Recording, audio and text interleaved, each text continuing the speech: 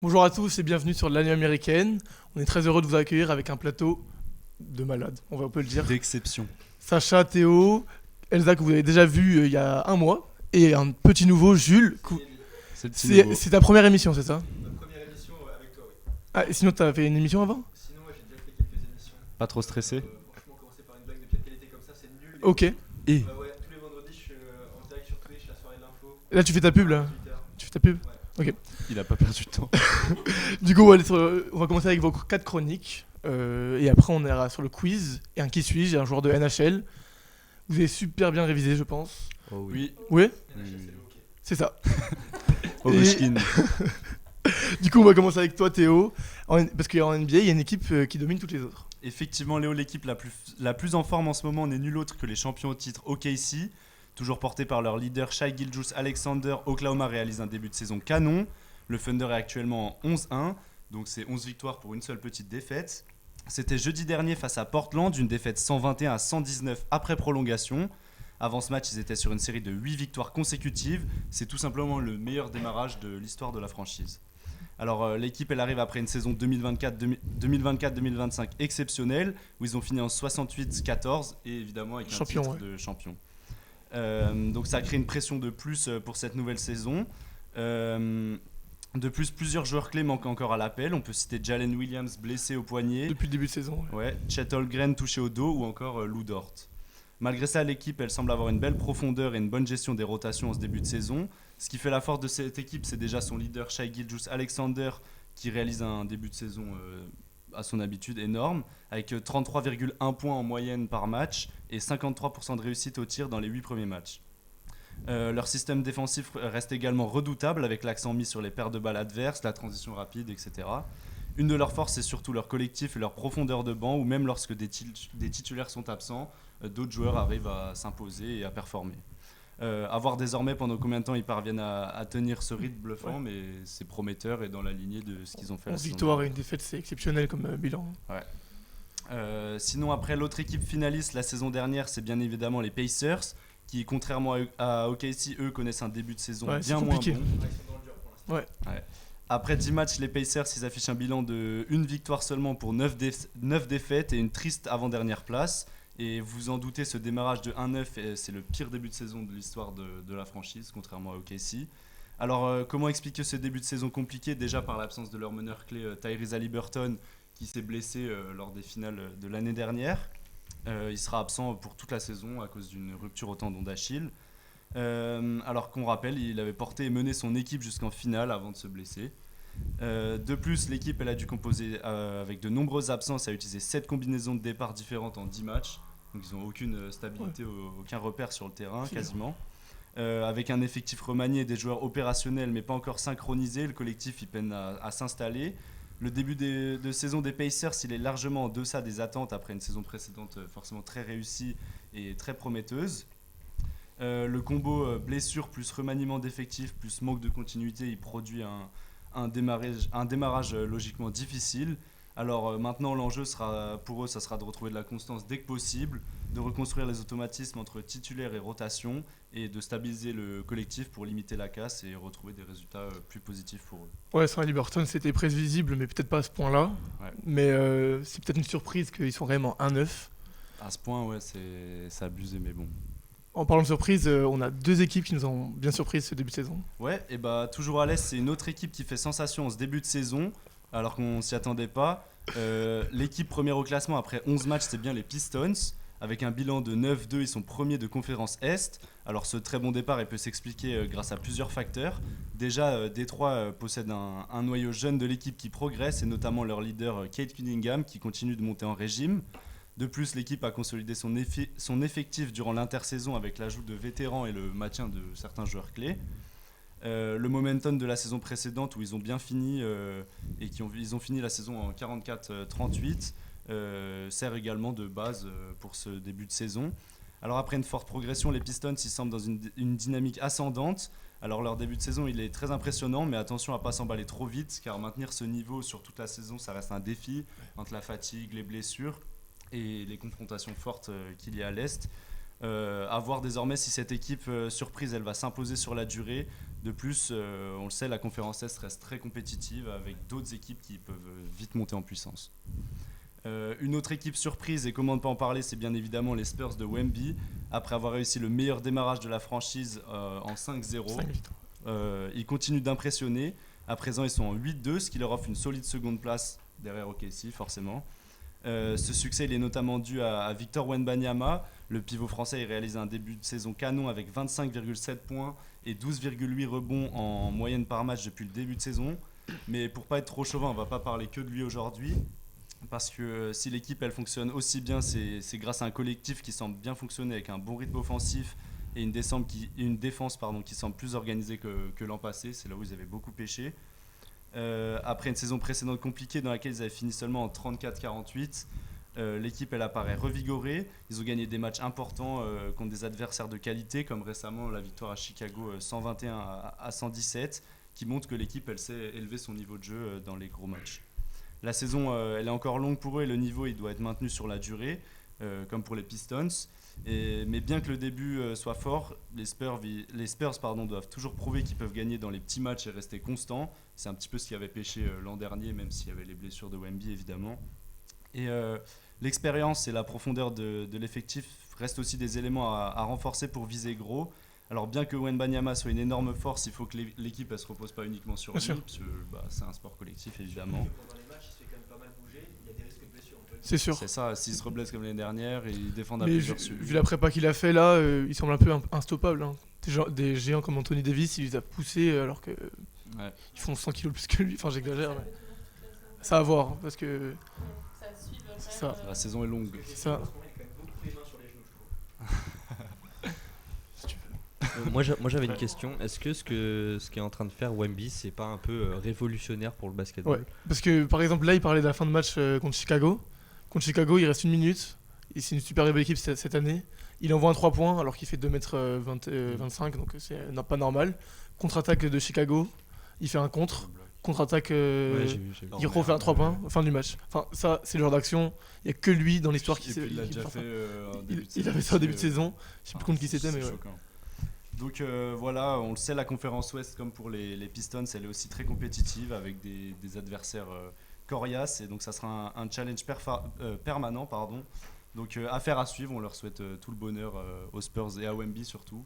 Et qu'il aille nous chercher ce titre de MVP. Finalement. C'est un peu tôt, mais on le souhaite. On le souhaite. Ce serait bien Moi, sûr j'y le crois. Moi, premier français dans l'histoire bien sûr. Ouais. Mais avec toute la concurrence qu'il y a, comme tu as dit, SGA, il y a même Jokic là qui revient fort. Tony Parker, il a jamais été MVP. Non. Il y a son meilleur classement, il avait fini 3e ou 4e en 2013, mais pas plus. Il a été MVP des finales, mais pas de saison régulière. C'était trop petit apparemment. Est-ce que Wemby pourrait égaler un Michael Jordan ou Dans LeBron l'histoire, James, ouais. Surpassé même. sans les blessures, avec Wembanyama, tout est possible. Hein. Ok. Sans les blessures. Elles sont proches de celles que les Non. En termes de scoring, Michael Jordan en saison rookie, il avait déjà plus que Wembanyama ce qu'il a maintenant. Donc Michael Jordan une fois il avait 38 points de moyenne, là il a 25 Wembanyama. Et les Brand James. Les Brand James son maximum c'était 33. Lino va me dire dans le chat mais c'était 33 je crois. Mais en tout cas oui Pas encore, mais il peut y aller. ah oui non mais là c'est sa 3e saison normalement, 3e saison on fait pas ce qu'il fait. Hein. Là il est dans le top 4 au MVP pour l'instant. Devant Yanis qui fait un énorme début de saison, SGA et Jokic bien sûr, les 3 qu'on voit depuis 5 ans. Mais du coup ouais les Spurs c'est impressionnant ce qu'ils font parce que on s'était dit oui Wembanyama il va revenir fort mais À ce point, déjà Ils sont lui deuxième. et surtout ce qu'ils font en tant qu'équipe. Alors Ouais. évidemment, nous on est français, on parle que de lui et c'est logique parce que Mhm. ce qu'il fait c'est dingue. Mais déjà 5-0, c'est tout simplement Ouais. leur meilleur début et là il C'est continue de confirmer. Donc, et là en plus il y a Très il y a fort. le retour de De'Aaron Fox qui était blessé. Ouais. C'est un All-Star qui les a rejoints l'an dernier et qui s'était blessé assez vite en même temps que Wembanyama. Du coup on les a pas vus ensemble. Et là il est revenu. Depuis il est revenu, je crois que c'est 3 matchs, 3 victoires. C'est un meneur de jeu. Donc c'est bien pour envoyer des passes à Wembanyama, c'est parfait. Du coup voilà pour le tour de la NBA. Donc les Pistons qui surprennent et les Spurs aussi. On va aller vers toi Sacha parce que comme Wembanyama, il y a un joueur qui surdomine en NHL depuis ce début de saison. Alors oui, ce joueur c'est pas un rookie, mais il se fait vachement remarquer en ce moment. C'est Nathan McKinnon. Il cumule déjà 32 points en 17 matchs. Il a inscrit 12 points lors de ses 3 dernières rencontres. On parle ici d'un vrai meneur de jeu, un joueur qui a la soif de marquer. Il a été décisif 12 matchs sur 17, une grosse performance. Sans lui, je ne pense pas que les Avs seraient au même niveau actuellement. Avec de telles performances, certains parlent même du meilleur joueur du monde en ce moment. C'est bien lui qui arrive à en partie mener son équipe au sommet de la conférence Ouest. Car oui, les Avs, parlons-en, ils se placent premiers de chaque conférence confondue. Ils ont même battu un record cette année. Jamais une équipe n'avait gagné avec autant de points d'écart les Oilers de Edmonton. On parle ici d'une vraie rouste. À votre avis, c'est quoi ce score ? Allez, 8-0. Pas loin. 9-1. Léo, je sais que tu as la réponse. Il a 9-1 9-1. Il a juste Voilà, lu c'est sur mon ordi, mais Théo, t'as trouvé le non, bon. j'ai lu sur sa feuille. Bien joué, Théo. Donc 9-1, vous avez bien entendu. Ça s'est passé le 9 novembre à Edmonton. Donc une vraie humiliation à domicile. Donc McDavid, le capitaine de Edmonton, et Draisaitl, son assistant, n'en revenaient pas de se prendre une telle rouste. Surtout pour une équipe qui est allée 2 fois en finale de la Coupe Stanley ces 2 dernières années. Et donc on reste toujours en conférence Ouest pour parler des Sharks de San Jose qui ont bien remonté la pente. Ils avaient très mal commencé la saison avec 6 défaites d'affilée. Mais là, c'est un tout nouveau visage qu'ils sont en train de montrer à la Ligue. 6 victoires, sur les 7 dernières rencontres, dont une défaite en prolongation. Avec un effectif très très jeune, les Sharks ont su redoubler d'efforts et montrer un tout nouveau visage, notamment avec une amélioration sur les points tactiques, avec de nouvelles phases offensives. Le trio Celebrini, Smith, Toffoli continue de faire des ravages à San Jose. Donc on parle aussi de plusieurs rookies. Donc McLean, Celebrini mène la danse avec 24 points en 16 matchs. Will Smith complète avec un différentiel de 10 points. Et Tyler Toffoli, donc vétéran de la Ligue, ajoute son expérience et 10 points à la feuille. Les Sharks redeviennent donc une équipe à prendre au sérieux lors des rencontres. On passe. Là, tu m'as parlé des performances individuelles, McKinnon notamment, mais il y a un autre joueur qui a performé cette semaine. Bien sûr, il est slovaque, il s'appelle David Pastrnak. Il s'est encore illustré lors de la victoire 5-3 de Boston face aux Maple Leafs. Il a marqué 2 buts, dont le 400e de sa carrière à seulement 49 secondes après le retour des vestiaires. Il a ajouté une passe décisive, infléchissant le momentum en faveur de Boston. Ce 400e but le place au rang de seulement 6e joueur de l'histoire des Bruins à franchir ce cap. Et de plus, cette victoire prolonge la série à 7 succès consécutifs pour Boston, ce qui accentue le poids de la prestation de Pastrnak. Dans les grosses prestations, il y a surtout McKinnon qui est premier au niveau des buts marqués, mais aussi des passes décisives. Du coup, bien sûr, au nombre de buts, du coup, il est premier. Enfin, au nombre de points, je veux dire, il est premier. Il a 32 largement. points. Il est largement premier. Ouais. Et Le deuxième, il est à 27. Ça arrive souvent, genre dans les saisons, qu'il y ait des écarts comme ça. Oui, bah, en fait, il y a beaucoup de joueurs qui se font remarquer comme ça. Par exemple, en termes de rookies, à titre de comparaison, l'année dernière, on avait Connor Bedard qui entamait sa 2e saison en NHL. Il joue à Chicago, chez les Blackhawks, et qui fumait littéralement le scoreboard. Ouais. Chaque fois, il marque. Bah, cette saison, il a marqué son premier triplé. Donc, grosse performance pour lui. Et est-ce que c'est courant que le premier passeur, ça soit aussi le premier buteur, ou là c'est vraiment exceptionnel ? En fait, attends, j'ai pas compris ta question. C'est courant que le premier buteur et le premier passeur, ça soit la même personne. Oui, tout à fait. Bah, en fait, c'est les meilleurs, quoi. Quand le joueur il est décisif, Ouais. Il fait tout. Oui, c'est ça. En hockey sur glace, on n'a pas ce poste de buteur comme par exemple au football avec un numéro 9. Mais là, on a. En fait, Nathan McKinnon, par exemple, il est centre, donc il va jouer un rôle défensif et offensif. Donc il va, en soi, il va être un peu partout sur la glace. C'est un peu comme un pivot en NBA, en gros, ça. il est au centre de l'attaque Il et de la défense. va être à peu près partout en même temps. Il peut faire des passes, il peut marquer. Il peut être devant la cage, jouer un rôle de bumper et voilà. Donc il est omniprésent sur la glace. Et pour revenir sur le score de 9-1, c'est exceptionnel parce que normalement un score normal de hockey c'est 4-4, 5-5 maximum. C'est 5-5 c'est déjà un gros match. En fait, les scores au hockey sur glace, ça varie, c'est vraiment aléatoire. Ouais. On peut jamais s'attendre à, je sais pas, un 2-0 alors qu'au final le score a été de 8-0 par exemple. Et vraiment, des fois, on peut avoir de sacrées surprises. Bah, par exemple, là, 9-1, c'était inespéré qu'il gagne avec une marge aussi élevée. On sait que Edmonton n'est pas dans une très bonne forme en ce moment. Mais de là à gagner 9-1 quand même À domicile en plus. Ça, C'est un peu inespéré. C'est vraiment un avantage pour le classement d'avoir des aussi gros écarts de score ou en vrai souvent ça joue plus aux victoires qu'au goal average. Ça se joue vachement aux victoires parce que 82 matchs, c'est. Ouais, il y a le temps de faire. Voilà. Attends. 8 ans, en vrai, Ouais. c'est- Voilà. ok. C'est ça. Et du coup, on va enchaîner avec toi, Elsa. Naël, la dernière fois, nous avait parlé des Colts. Et premier de NFL à ce moment-là. Comment ça se passe depuis? Bah écoute, pour les Colts, la 9e semaine, ça a marqué un petit changement. Ils ont dû s'arrêter leur série de victoires. Les Steelers d'Aaron Rodgers, ils ont complètement su faire face à cette équipe menée par le duo du coup Taylor et Jones. Et ils ont clairement pas su passer à travers la défense de Pittsburgh qui était clairement pitoyable. Mais ce dimanche, ça a un peu changé. Les Colts, ils ont offert du spectacle, mais surtout un moment historique en réalité. Et au cœur de ce moment, c'est un homme, du coup, toujours le même, Jonathan Taylor. Dans le premier quart-temps, Taylor il ouvre le score, une course d'1 yard, simple, directe, mais assez symbolique. C'est son 13e touchdown de la saison, 64e de sa carrière, donc c'est déjà énorme. Et avec ce geste-là, il égalise une légende de la maison, du coup, Edgerrin James.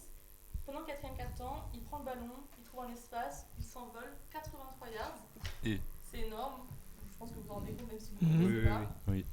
Et en fait, ce sprint monstrueux, il redonne l'avantage aux Colts. Et en plus de ça, du coup, il efface complètement James des livres des records avec son 65e du coup touchdown. C'est énorme, c'est le plus long run de sa carrière. Et la petite cerise sur le gâteau, c'est qu'il dépose les 200 yards au sol pendant le match. C'est la 3e fois en gros qu'il fait ça dans sa carrière. Ok. Mais Ça veut dire qu'il court 200 yards avec le ballon, c'est ça? Non, mais en cumulé. Oui, mais en plusieurs fois, ok. Ouais, mais en gros, s'il le fait 3 fois dans sa carrière, c'est comme s'il réussissait, je sais pas, un truc énorme 3 fois. Genre 50 points au basket. En C'est gros, ça, ouais. Si vous le mettez comme ça, c'est ça. J'aime trop le basket. Libre. Du coup, Jonathan Taylor aujourd'hui, c'est simple, c'est le meilleur running back de la ligue, clairement, en yards, en touchdown. Mais c'est aussi aujourd'hui le nouveau visage des Colts, en fait. C'est celui dont on se rappellera, je pense, même quand il partira peut-être autre part. Du coup, il avait fait ses James, Ouais, on t'a dit, ouais. complètement, là, il n'y a même plus histoire de. En fait, il est plus comparable au niveau des yards déjà, Mhm. touchdown non plus. Donc il n'y a pas trop question de le remettre dans l'historique de est-ce que c'est le meilleur ou pas. Là, clairement, il est en train de grimper sur tout et je pense qu'il y aura. Pendant longtemps, ce sera peut-être le premier des Colts, c'est sûr. Ok. Mais au final, les Colts, tout n'est pas gagné pour eux.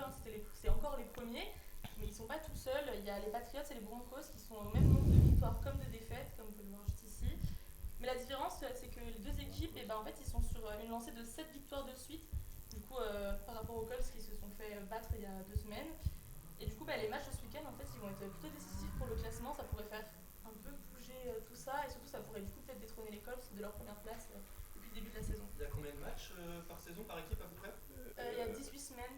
Du coup, 18 matchs. Ok, donc Et après, il y a les playoffs. quasiment déjà à la mi-saison. Euh, à la phase régulière. On a débattu, on a dépassé. Là, c'est la Oui, 10e semaine. c'est ça. Là, on est sur la Et 11e semaine. les On n'est plus du tout sur le début de saison. C'est ça. Les playoffs, elles commencent quand?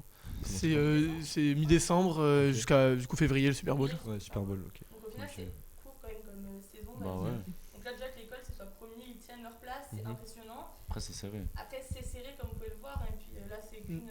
Il faut être top combien pour se qualifier? C'est par rapport aux divisions, c'est les 2 premiers de chaque division. ça. Donc c'est par exemple Nord-Ouest. C'est ça. Ok, Et il y a 3 divisions par conférence et il y a 2 conférences. Voilà. d'accord. Là, c'est juste la conférence des trois. Ouais, dont on du parle. coup, c'est la conférence NFC. Et justement, dans la conférence NFC, on a vu pour ces 3 équipes, ça se passe bien, mais pas pour tout le monde, c'est un peu mitigé pour d'autres. Ouais, pour d'autres, c'est carrément mitigé. On va parler des Jaguars qui, eux, jouaient contre les Texans, que vous pouvez voir tout en bas du classement juste ici. Jacksonville, au début, il marque 3 points, puis 10, puis 17. Ils se baladaient. Et puis à la fin du 3e quart-temps, ils ont 19 points d'avance. C'est fini. Clairement, voilà, en effet, c'est fini, tout est bon, tout est signé. Et puis, non, au final, les Jaguars, c'est cool. En face, Houston n'avait même pas son quarterback titulaire. CJ Stroud, il a une commotion, du coup, il était bien sûr pas présent. C'est donc David Smith qui est rentré.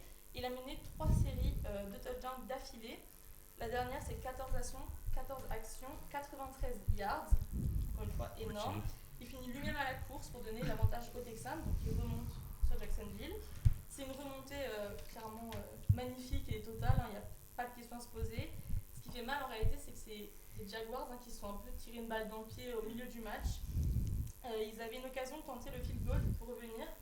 Et puis un peu de nulle part, une pénalité est tombée à cause d'une action, on va dire, Un peu bête. Anodine. Qui arrive souvent, mais qui au final détruit un peu toute une équipe parce que c'est le sort de l'équipe qui a clairement été remis en jeu. Et au final, Jacksonville perd 36-29. Donc vous C'est voyez dur. un petit peu la remontée qui s'est passée. Et résultat, c'est la plus grosse avance jamais gaspillée dans l'histoire de la franchise. C'est-à-dire qu'il y avait 19 points qui sont partis en fumée. Pourtant, c'est 19 beaux points qui sont complètement partis et qui du coup ne serviront pas et ne seront pas sur les stats parce qu'au final, ils ont perdu assez lamentablement. Et comment on peut expliquer un tel déficit dans le dernier quart? Eh ben, ce qui pourrait l'expliquer, c'est peut-être qu'il y a eu une entente dans l'équipe peut-être qui n'était pas bonne. Les gens disent que la défense n'était peut-être pas. C'est plus sur la défense que sur une mauvaise attaque? Ou c'est les deux, il y a tout qui a lâché? En fait, c'est un peu capoté parce Ouais. que si le début du match est super, que l'attaque arrive à mettre 19 points, que tout se passe bien, mais que vraiment la défense craque et que ça laisse passer 36 points, c'est que forcément il y a eu un problème. Et puis je pense que c'est aussi beaucoup un sport de communication. Ouais, Donc c'est ça.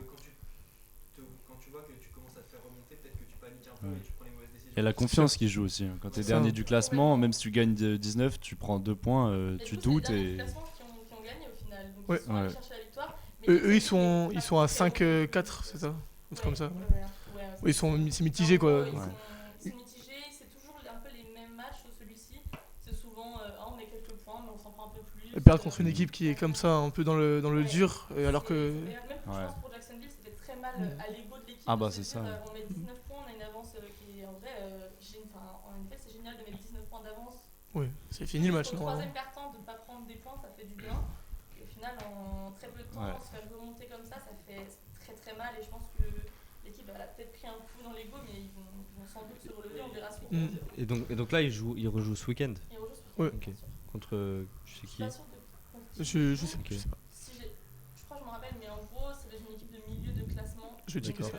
à voir ce qu'ils vont faire. Il y a des points à chercher quoi. Ouais. Là, C'est ça, c'est le moment de toute façon. Là, Bah, faut les se playoffs rattraper. arrivent. Ah bah, Ouais.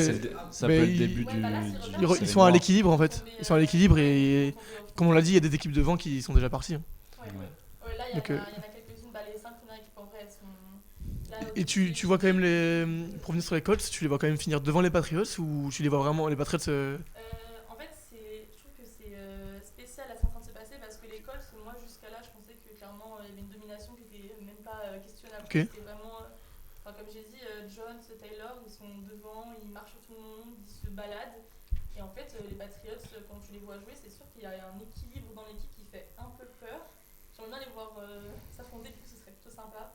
Mais ouais, c'est assez impressionnant au final, et donc pourquoi pas les Patriots repasser devant. On les verra peut-être en playoff, Patriots Colts. Mais après, les Broncos, je sais pas quoi en penser, je suis mitigée sur l'équipe, donc je sais pas encore. Ils sont, à voir. au niveau du classement, ils sont dans la même situation Ils que sont les à la même Patriots. situation, ils ont 8 victoires, 2 défaites. Ouais. C'est juste que là, ils enchaînent 7 victoires d'affilée Ouais. sur cette semaine, c'est clairement. C'est quand même exceptionnel.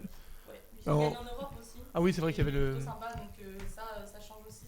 C'était où en Allemagne? Là, c'était à Berlin. À c'était Berlin, à ouais. Metz, mais il y a quelques semaines, c'était à Dublin. C'était à À Tottenham avant. Londres aussi. Ouais. Avant, c'était à Tottenham. Tottenham. À Londres, ouais. Donc, ouais, à Londres, exactement. Les matchs en Europe, ça change un petit peu. Souvent, les défenses Ouais. elles sont un peu fatiguées. Et tout, mais Ouais. c'est quand même beau de gagner en Europe, ça fait toujours ça de plus. Donc, à voir ce que les Broncos vont faire. On va voir cette semaine si le classement va bouger. Exactement. Et du coup, on va finir le meilleur pour la fin. Ah ouais. Jules Stéphos, raconte-nous tout. Simplement. Je vais commencer par vous poser une petite question. Est-ce que vous avez déjà vu le film L'Odyssée de la vie? Non, jamais. Moi, je l'ai vu. C'est un documentaire fascinant qui montre le miracle de la naissance avec des images en slow motion, une musique épique, le tout commenté avec une voix grave qui dit une incroyable course vers la vie commence. Ok. Eh bien, figurez-vous que cette fameuse course, quelqu'un a décidé d'en faire un véritable événement sportif. Comme un championnat, comme la NBA ou la NFL. Ouais, absolument Léo, avec des compétiteurs, un circuit, un public et même des paris sportifs pour les plus férus d'entre nous. Ah. On parle d'une compétition où les participants s'entraînent, surveillent leur alimentation, Ok. dorment à heure fixe et où la victoire se joue à quelques millimètres à peine. Sauf que la piste, eh bien, elle n'est visible qu'au microscope et les coureurs, eux, mesurent à peu près 50 microns. Donc c'est très petit. Donc ce n'est pas une course avec des humains. Non. Je parle de la première course de spermatozoïdes au monde, organisée en avril dernier à Los Angeles dans une salle spécialement aménagée pour l'occasion. Donc l'événement s'appelle The Sperm Race, tout simplement, et a été imaginé par une start-up californienne nommée Sperm Racing, fondée par un jeune entrepreneur de 17 ans, Eric Zhu. Le but, créer un scientifique pour attirer l'attention sur un sujet tabou, la chute de la fertilité masculine. Donc le concept il était simple mais spectaculaire. Deux concurrents, deux universités prestigieuses de Californie et un duel microscopique. Donc d'un côté on avait Tristan Michael, étudiant à USC, et de l'autre Asher Prager, étudiant à UCLA. Après plusieurs semaines de préparation, du coup comme je disais, alimentation saine, sommeil millimétré, même abstinence stratégique, leur échantillon était déposé sur une piste microfluidique. Un petit circuit transparent de quelques millimètres de long reproduisant les conditions naturelles d'une course du coup vers l'ovule. Et comme dans tout bon événement sportif américain, il y avait du public, des écrans géants, des commentateurs et même des ralentis sur les highlights de la course. Le tout retransmis sur les réseaux sociaux et en direct sur internet. Mais du coup, est-ce qu'on a le vainqueur de cette course? Absolument. Victoire pour USC. C'est Tristan Michael qui a remporté la toute première sperm race et qui a atteint l'ovule. Une victoire microscopique et historique du coup. Alors, attention, comme ça, on a l'impression de parler d'une blague potache, mais je le disais, c'était un vrai événement, mis en scène comme un show sportif, des caméras HD, une ambiance de finale, des spectateurs qui applaudissent, pendant que sous microscope, des millions de petits nageurs foncent vers une ligne d'arrivée virtuelle. Et derrière cette idée farfelue, je vous l'ai un peu dit déjà, il y a un vrai message, alerter sur la crise de la fertilité masculine. Une baisse massive de la qualité du sperme a été observée dans le monde entier depuis plusieurs décennies. Donc les chercheurs ils parlent d'une diminution de plus de 50% de la concentration moyenne de spermatozoïdes depuis les années 1970, donc c'est loin d'être anodin.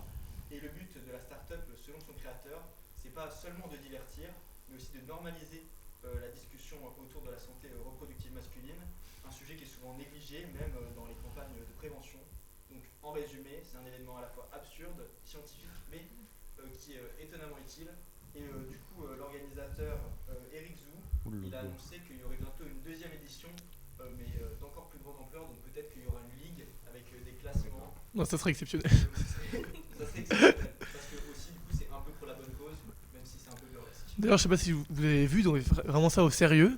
Vous savez, avant les matchs de boxe, ils se regardent, ils font les interviews d'avant-match et d'avant-combat. C'était la même chose, le regard, les bandes annonces, les. La préparation physique, surtout des mois pour C'est fort. Mais ça marche vraiment ou... Enfin, comment ça Tu veux participer? c'est Ça plus performant. Ah oui, c'est Ah oui, celui qui va le plus vite, du coup. Ok. Donc je sais pas sur quoi ça se joue, mais du coup c'est le premier qui franchit la ligne d'arrivée sur un petit parcours. Vous en aviez entendu parler ou pas? Parce que j'ai vu Ouais. que c'était passé sur TikTok. Oui, j'ai vu Ouais. sur TikTok. Et C'était il y a 6 mois. Mais on en parle parce qu'il va y avoir on espère une nouvelle édition. Ouais. Et Jules, tu reviendras sur le plateau pour en reparler? Ah, j'ai cru qu'il participera, moi. Pour en parler, je fais un petit résumé. Peut-être Ou- qu'on aura même des petits ou un- highlights Ouais. de la course. Ou on Oui. a testé pour vous, sinon. Tu pourras nous faire ça. Je pense qu'il fallait s'inscrire. Ça, On verra pour ça. balle de l'édition. Je sais pas niveau temps comment on est, mais on va passer assez vite au quiz. Ah, c'est bon. J'espère que vous avez révisé. Jules, je compte sur toi pour toutes les questions. Théo, essaie de pas tricher, s'il te Je ne plaît. triche pas. Non, j'ai vraiment lu la question, mais pas la réponse. Je le jure. Donc je vais commencer avec la Oh question là là. NBA. Le 24 octobre dernier, SGA, du coup le leader de OKC, a scoré. Juice Alexander. Ouais, c'est ça. Non, a scoré ce qui est jusque-là la plus haute marque de la saison face aux Pacers. Combien de points a-t-il inscrit? 54. 55. C'est exactement ça, Théo. Quoi? On voit qu'il écoute les vidéos qu'il dit en fait. J'ai juste fait une voix off sur ça. Donc 55 points. À Du coup, retrouver et d'ailleurs, sur c'est son Instagram record en Et carrière. TikTok. C'est un gros scoreur, mais en volume, pas en. Il fait pas des grosses perfs, mais il est ultra. Il est sur 100 matchs d'affilée à 20 points minimum. Enfin, Ouais, c'est et en ce début de saison aussi, je l'ai dit tout à l'heure. c'est exceptionnel. Du coup, on va passer avec la question NHL. Non, un point C'est juste ça. juste pour lui. Alexandre Ovechkin, celui qui a dépassé Wayne Gretzky l'an dernier. NHL. Ok. Le hockey. Ok, là, c'est ça. Il a dépassé récemment la barre des 900 buts en NHL. La question c'est combien de points a-t-il en tout dans sa carrière? Donc points c'est passe décisive plus buts. Oh. Ah bah allez, 1700. 1700, Ouais, il est pas loin. il est pas loin. Mais 1850, je pense. Ok, 1860. ok. 1653. Et Théo gagne à nouveau. C'était 1735. Du coup 900 buts comme je l'ai dit. Non, Et 700. 600. C'est lui qui gagne. Non. 600 ou 700 Il a dit 1600. 50. Mais c'est 1635. Et du coup, c'est 735 En gros, j'ai 2 passes D points, juste. et 900 buts. Du coup, Théo, ça fait 2-0, C'est 0, 0, En 0. gros, 0 à tout le monde. Ok. Juste moi, j'ai 2. C'est quoi cette question? On va aller avec question Pas terrible, pas NFL, terrible. Elsa. répondu en premier, c'était pas loin, on peut m'accorder un petit point. Non. Toujours pas. Cette fois, je pense que si vous trouvez pas, je le prends un peu mal, surtout toi, Elsa. Oh. Donc c'est tout simple. Qui est le dernier de la ligue en NFL? Non. En effet, Les Jaguars. les Saints, Jaguars. les Texans, Jaguars. Non. Ils Les sont- Broncos. Les Jets. Tennessee. Les Cowboys. Les Tennessee. Les Titans. Titans. Les Tennessee Titans. Attends. Oh, il a dit il y a eu Tennessee. tricherie. Il a dit Mais Tennessee. Il y a eu pas le nom de tricherie. l'équipe, et en plus, il y a Ned. Je demande la VAR. Non, non. Je demande la VAR. J'ai vraiment pas entendu. Bourré, là, il peut pas parler. Il y a eu triche. Du coup, je donne le point à qui? Mathis, je donne le point à qui? Point annulé. J'ai dit Tennessee. Point annulé. Non, mais fais une nouvelle question, improvise. Non, j'ai pas d'impro. Blague, Point annulé. Il n'y a pas de point, il a soufflé. Non, il m'a soufflé à moi. On accorde le point. Quel moment. Sacha. Merci. C'est beau. Un demi-point. Attendez. Et moi, là, je viens de faire quelque chose d'assez honnête. Et du coup, t'as 0 points. Du coup, Putain, 1, mais ça veut 2, dire Parce qu'il y a 0, chaque question 0. comme ça. Et pour cette dernière tu l'as pas question, Gratteur, va. Jules, aujourd'hui, tu nous avais dépassé le sport, tu nous as mené dans la science. Et du Oh. coup, je vais proposer une question de hautement scientifique. Ouh, c'est beau. Vas-y. Accrochez-vous. Il Accrochez-vous. y a combien de spermatozoïdes par millilitre de sperme? 3 millions. Par millilitre. En moyenne. En 3 moyenne. millions. 2 millions. On a l'info de 3 millions. sur une éjaculation. Non. C'est pas ma 3 question. millions. 2 millions. 2 millions. 3 millions. 1 million. 1, 2, 3. Vas-y, je mets tout de suite 3 millions 1. Et c'était 70 millions Wow. par millilitre de sperme. C'est fou de gagner sur C'est ça. énorme. Et du coup, Jules, tu gagnes le point. Et tu peux gagner le. Est-ce que tu veux un point en plus ou pas cette fois? Donc là, avant le qui suis-je, on est à 1, 2, 0. Et on rappelle La honte. que le qui suis-je vaut 2 Je points. représente les. Donc tout, les à femmes. part Elsa, tout le monde peut gagner. Ok, je compte sur vous. Attends, c'est le qui suis-je Je là? peux être avec Oh les- non. Oui, égalité, mais Il faut trouver le nom d'un blast de hockey. c'est ça. Ah, bah oui, même Sacha il l'a pas. Mais t'as pas révisé? Mais Superstar de NHL, je suis considéré comme l'un des joueurs les plus talentueux et spectaculaires de ma Ovechkin. génération. Non, non, Pastranac. non. Bon bah. Véritable prodige du hockey, on me voit comme l'héritier de Wayne Gretzky. Johnson. Non. Mais commençons par le commencement. Je suis né à Richmond Hill en 97, dans la province de l'Ontario, McKinnon. au Canada. Très McDavid. jeune, je me McDavid. distingue. Connor McDavid, le joueur des Oilers d'Edmonton. Et c'est le Neymar du hockey. C'est clairement ça. Pas mérité. C'est un énorme joueur qui a toujours Et- pas gagné Et la. son surnom c'est Mac Jesus. Ah C'est carrément. vraiment ça. Ah oui, Les Américains l'appellent comme ça. Du coup, Sacha, tu gagnes le quiz avec, Ouais. avec 3 points. Théo en deuxième position, bravo Ouais, Théo. merci. Parce que tu as fait la perf de l'année. Oui. Et du coup, bravo Théo. Arrête. On en parlera après ça aussi. Du coup, suivez-nous sur nos réseaux sociaux, la nuit NBA, la nuit NHL Ah ouais, c'est bon, j'ai et la nuit NFL, Oh, elle m'en dit. s'il vous plaît. Et là, on a vraiment besoin. Merci à Mathis en régie pour avoir fait le taf. Merci pour le. Merci à tout le monde dans le studio, on n'a jamais été aussi nombreux. On est 10 000, merci Serena pour les photos.